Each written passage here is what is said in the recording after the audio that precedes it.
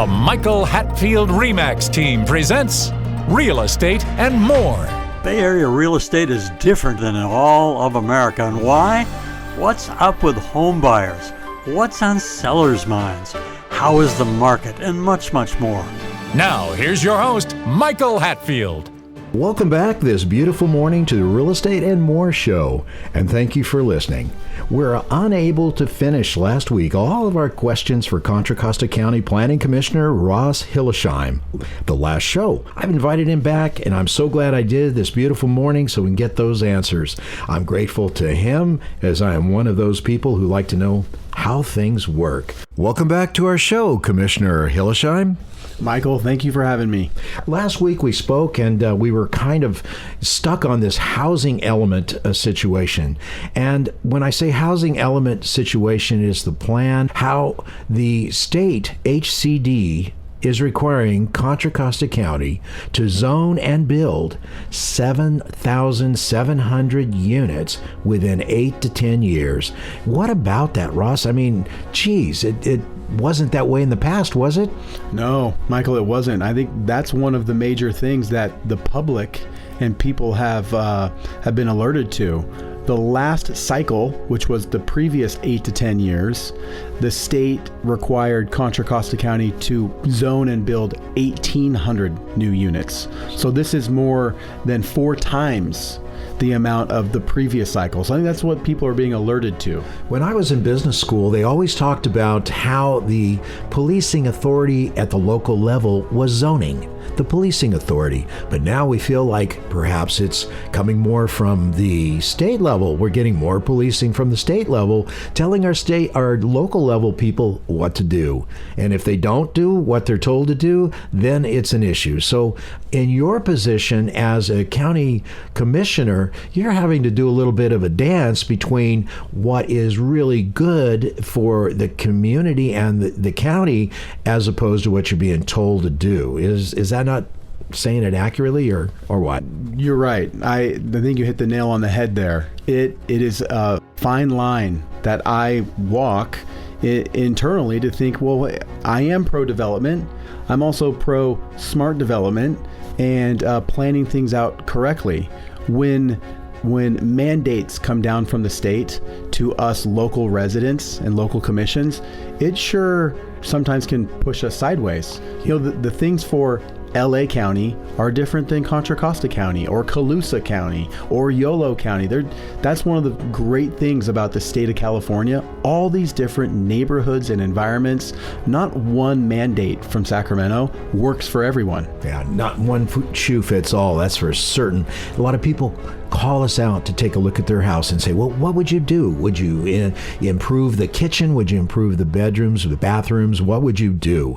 And it definitely is, it's actually dependent on what that house is as far as structure, deferred maintenance, and so forth. In the county, you have the same kind of thing. One shoe does not fit all. It has to be adapted to fit, in your case, as a planning commissioner, it has to fit the community and the residents of the community, or that shoe does not work. You're right. You're exactly right there. I want to bring to your attention and the listeners' attention, this last Wednesday night, a couple days ago, there was a public hearing and about 60 people showed up to hear a subdivision in their backyard.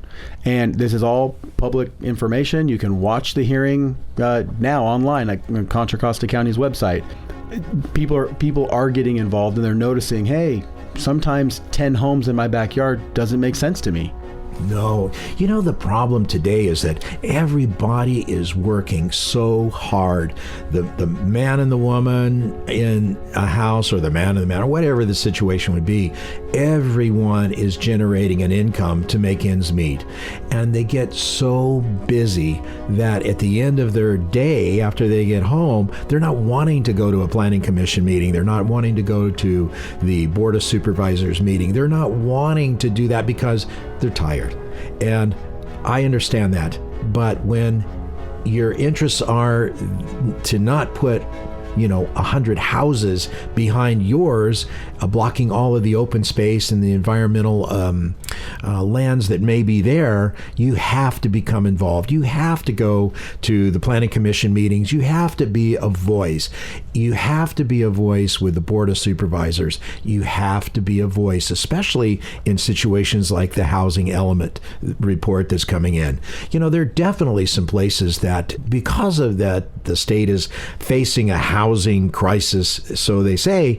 There has to be some places where these units can be placed that will be good for a developer that would want to come in and take a risk to build these homes, I would think. Yeah, you bet. There are a lot of properties, county-owned properties, privately owned properties that are available for more housing, and that the county has strategically zoned for more density. I think it's really important to note that we want vibrant communities. We want single-family residences. We want apartment complex. We want high density. One of my college internships was in New York City, and I lived in a one-bedroom apartment with 3 other guys. So I know at that stage of my life, I lived in that small place. That was a stage of life I was in, and I loved it. Now that I have a family, a single-family home with a backyard is something that's really important to me. This is one of the lovely things I like about California. Master planned jurisdictions and communities. We have schools in certain areas, industrial buildings in certain areas, apartment buildings in certain areas, and that's strategically planned. They're not all bunched up together. Yeah. No one wants to live behind an industrial building, right? No. So I think our county staff has done a great job of also walking this fine line of listening to the residents and also listening to the state. I know for a fact that the county staff has done a good job of trying to balance or even lower some of the density requirements in certain neighborhoods because those neighborhoods were not open to it. Mm-hmm. And other neighborhoods are more open to it. One of the things I learned last week was that you said that there's several steps even after this density could be approved for a certain location within the county. There's still several steps before a developer can come in and actually get permits and start building. So let's just review this housing element proposal. Let's talk about the procedure one more time in summary, if you don't mind. Okay, so the housing element is a mandate from the Housing and Community Department from the state of California, from Sacramento. Sure. So the state or the Sacramento goes out to each jurisdiction and says, Contra Costa County, Walnut Creek, San Francisco, you're required to zone and possibly build X amount of units over the next 8 years. Wow. How can they require a county to build them? Simply by changing the zoning. But how can they require a county to build those units? How can they require a county to force the ratepayers to pay more money for the infrastructure to support those particular units of addition that they're talking about? How can they do that? I know, that's such a great question. And this is where the rubber hits the road for people, right? How is this going to be paid? What's going to happen? I think, number one, people should know as you see your PG&E bill, it goes up. As PG&E has problems, they push those extra costs onto the ratepayer. Boy, do they ever. The same thing will happen with water, sewer, stormwater. This all, as infrastructure needs to be improved because more housing's coming online, the ratepayers will have to pay more. Yeah, and we're talking about infrastructure. We're talking about infrastructure to support the additional units, the high density units that they are wanting to put into the areas of Contra Costa County, in this case, San Francisco, all of these other counties too. We're talking about the additional infrastructure required. We're talking about policing. We're talking about fire. and emergency services, disaster preparedness. We're talking about things such as water. How are we going to service these new units with water? Is there enough water to do that? What about a drought year? How does that work? And then what about sewage? What about that? What about schools? We're going to have to build new schools in order to be able to service these new added high density areas. How is that being paid? And your answer is? Through the taxpayer, through the ratepayer, and the local community. Now, I feel like it's important to note that as new housing comes online, higher density housing comes online, that developer or property owner who is paying for the development, they're going to have to pay for connections to water and sewer and connections to PG&E, but they don't necessarily have to pay for the betterment of the improved infrastructure down the line. In a community here in Contra Costa County within the last year or two, a water main broke and literally flooded an intersection and almost flooded a school. I don't know exactly why it broke, but I can tell you this: the water main had been there for, I want to say, 50 or 60 years. So what's going to happen is this new high density or new housing that will be tied into or connected to water lines that are 50 years old. Who's to say those water lines are okay? Yeah. They're going to need to be improved, and the ratepayers will have to pay. Yeah, we haven't even talked about roads. Like there's several communities where proposed high density housing is a consideration or has been approved at this point at the state level. We don't know, but these areas, those roads, if there's a single road in and out of the community, I can think of Moraga. What are you going to do? You're going to add a bunch of homes out there in Moraga where there's only, so limited access to those areas for police and fire. I know where I live, there's one road, and that road, when the people are picking their kids up from the elementary school, becomes jammed. If there's anything that happens on the adjacent freeway, it's jammed and you can't move. You're stopped. Well, what happens in a natural disaster such as an earthquake? In that case, how do you get out of those areas? How do you protect yourself? And it's definitely a problem, and I'm probably up on my soapbox a little bit too much right now, but I like to see good things happen. I like to see great things happen. We're going to take a short break. We'll be right back.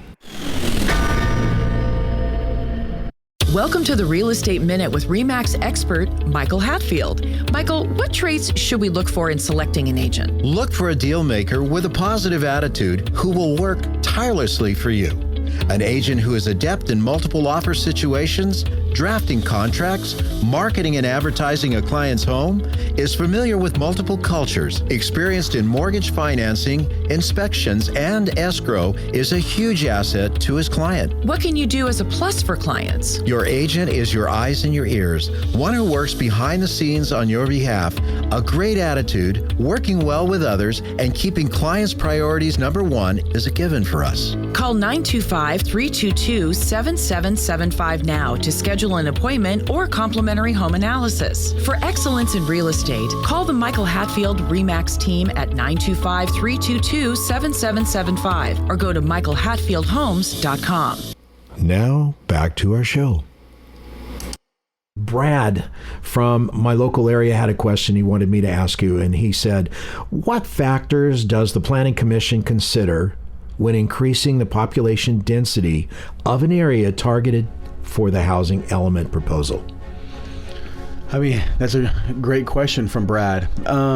What elements do we consider for a new housing project? Number one, we're going to take staff recommendation. Staff is going to review the application for months to determine if it's suitable for the neighborhood. Number two, we're going to take neighborhood and community involvement. I would suggest to your listeners, I have an open door.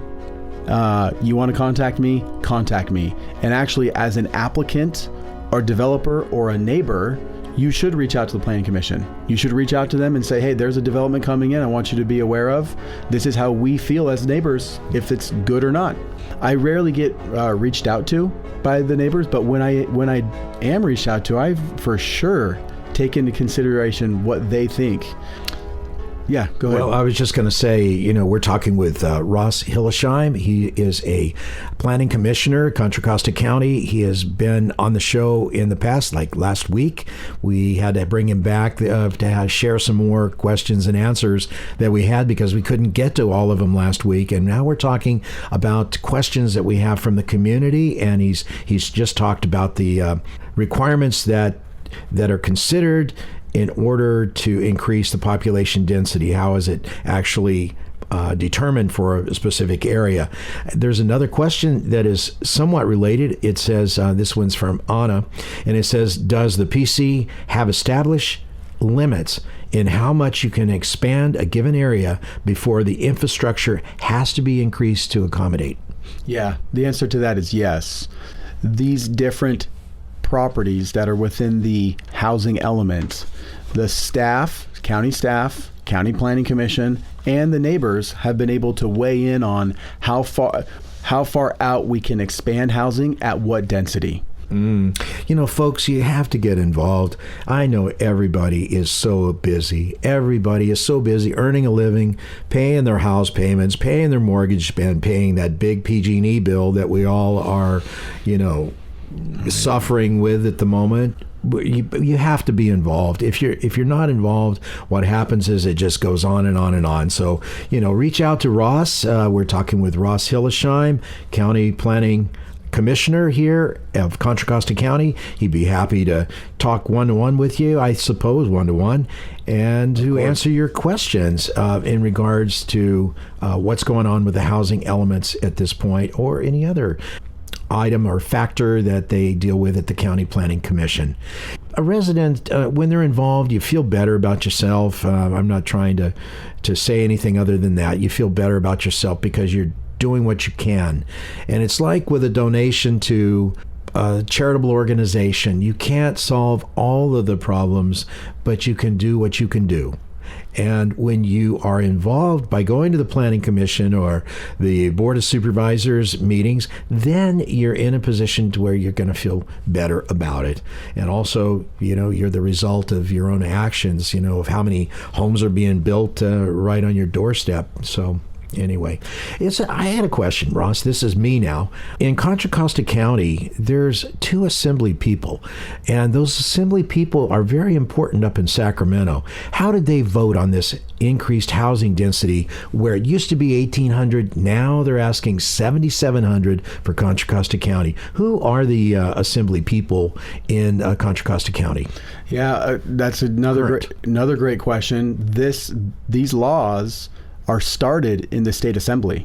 So I would recommend to the listeners to reach out to your state assembly person and let them know how you feel about certain issues. Our 2 state assembly people are Rebecca Bauer-Kahan and Tim Grayson. Both of them have voted for increased density and increased housing in state in every jurisdiction in the state. Right. So, if your listeners have an opinion on this, they should reach out to those assembly people. They're up for re-election every 2 years, and I'm sure they want to hear from their voters. Also, the Board of Supervisors for your specific county is really important. The people in your county that actually transacts the business that you advise on items such as this.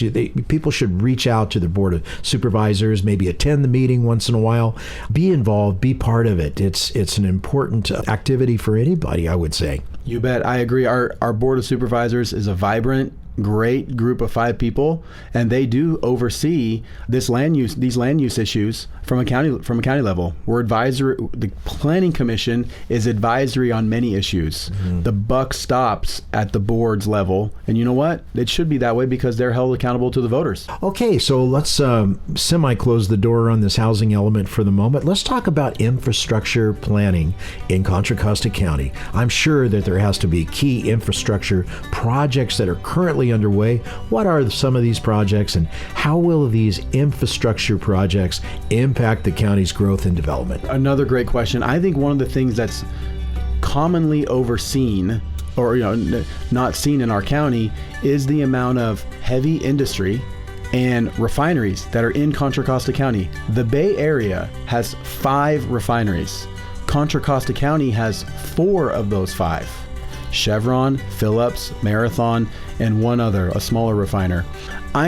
2 of those refineries are going through, I believe, $1 billion renovations to now refine and process cleaner fuels. This is a little bit of the business that I'm in, but this came to the Planning Commission from a EIR perspective years ago, and 2 of the refineries are now hiring local labor to renovate each one of the refineries. I think it's really special. I don't think very many people in the county know about it. That's those refineries have been here for longer than all we have, literally since the early 1900s, and they provide a lot of jobs. They provide energy, and the county works with those refineries to make sure we have energy and to make sure they're compliant with clean air and clean water, which we all want to. Exactly. Is there any other infrastructure projects currently underway before the housing element causes there to be? I can't think of any at this moment. Right. You know, when I was a kid, there were vibrant small business on every corner. You go down to the corner grocery store, you would buy candy, you would pick up this or that from mom. Everyone would trade in a particular small business. And as the large box stores came into existence, the little man has found it very difficult to compete. They've actually went away. It reminds me of a song that, I love country music. Alan Jackson wrote it called The Little Man. And I realized that if I trade my business where I have some relationship with the business owner, not only am I supporting this business, small business, which is better because you're supporting residents when I buy there, but I'm actually receiving valuable customer service. Have you tried to get any type of customer service in a box store lately? You can't get anybody to help you. But how much is trading at a small business worth to you personally? That's what I'm asking our listeners. And I love to see small business come in and develop in a specific area in lieu of a huge operation. Have we had anything going on for economic development to help small businesses come into your county? I love it. This is something that strikes home with me. I was raised by a business owner. My father was a mechanic, had 5 or 7 employees for probably 40 years. I grew up in the mechanic shop, literally cleaning the walls and sweeping the floors. And every car that went in and out of my dad's shop, I vacuumed and cleaned. So small business is really important to me. I'm a small business owner. I know that within our general plan, the county has identified economic incentives to help small business and drive business to this county. It's one of the things that if we're going to have more housing and more people living in the county, they need places to work. And these local small business owners and businesses are the backbone of our economy. When I look at Amazon, we get an Amazon package delivered. There's no customer service. The package just shows up. It's great. We love it. Yeah. At the same time, going to the local store, working with the local contractor, working with the local, whoever it is, agent is super important. So to me, this is something that we need to focus on. Disaster preparedness and response. I know that the Planning Commission is involved with that particular area. So turning our attention to disaster preparedness and response, we're all familiar with what occurred as a result from the wildfire disasters. We're in residential real estate. We do some commercial real estate, but we're constantly plagued now by who is going to insure the homeowner when we sell a new home. We've seen State Farm leave the state. We've seen other insurance carriers leave the state because of the result of the wildfire disasters that we had before. What in Planning Commission's purview is being done to perhaps stop that chain effect from affecting the taxpayer ratepayer residents as the wildfires have? Yeah, another hot topic item. I would say 2 things. There's many things to answer that, but 2 that come to the top of my mind. Number 1 is fire safety. When there are fires in neighborhoods, we need to make sure number 1, make sure people can get out safely, right? Through roads, intersection. That's very important. We also need to make sure that fire trucks can get in So when you plan a subdivision or plan a housing development, you as a applicant developer need to work with the local fire department to make sure their equipment, the high-rise, engine, whatever it is, can get close enough to the property to extinguish the fire. That's one of the major things that the county staff and us planning commissioners oversee in an approval process. And it's very interesting, right? As we have a lot of parks and a lot of vegetation in this community or in this county, which we love, we need to make sure that those fire hazards are actually extinguished or mitigated the best we can. Wow. The second point is traffic. If there's a traffic jam and if there's an emergency and there's a traffic jam, we have a big problem. People sit in cars, they can't get out. Emergency services can't get in. So we look at traffic a lot. We rely on traffic engineers from the city or from the county. We rely on traffic engineers from the developer to basically, quote, battle it out, to make sure traffic is okay and suitable for any kind of event. Now, it's a hot topic issue, and this is again why I would say, come and get involved. See this. Yeah. For the County of Contra Costa County, the Planning Commission advises with all of these sizable components. They advise on housing, environmental, community engagement, infrastructure planning, economic development, disaster preparedness, and response.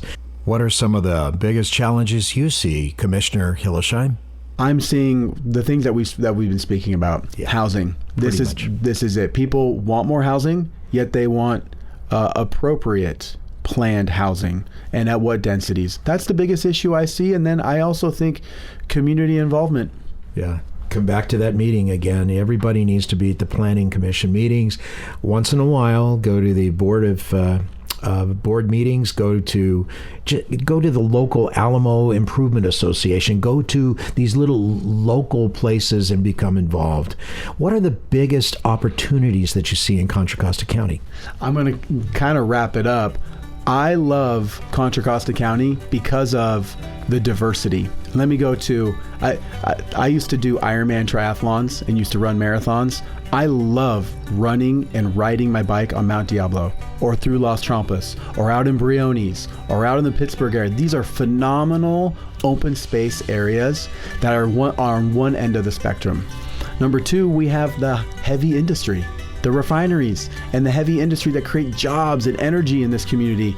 We're not another county like, I don't know, maybe Marin County has no heavy industry. They're all just expensive homes. Yeah. Here we have a melting pot of blue collar, labor, moms and dads, people who love the environment, right, and want to protect the environment.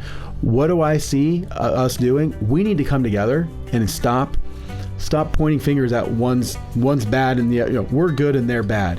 We all love these things and need these things in our community. The dialogue needs to happen and the divisiveness needs to be ratcheted down. What a great show. So informative and useful to us all. A big hearty thank you to Contra Costa County Planning Commissioner Ross Hillesheim for cluing us in on how the Planning Commission works, items on the table currently at the moment.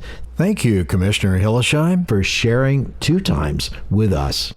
Michael Hatfield, thank you so much. It's time for a short break. You've been listening to the Real Estate and More Show. Interesting people, hot topics, and Bay Area real estate. Listen to archived Real Estate and More shows at michaelhatfieldhomes.com/radio, or the Real Estate and More Show can be heard on demand on podcast platforms such as Spotify, Amazon, Apple, iHeart, Pandora, and most other platforms as well. I'm your host, Michael Hatfield. I'm thanking you, and we'll be right back with our next special guest. Stay tuned.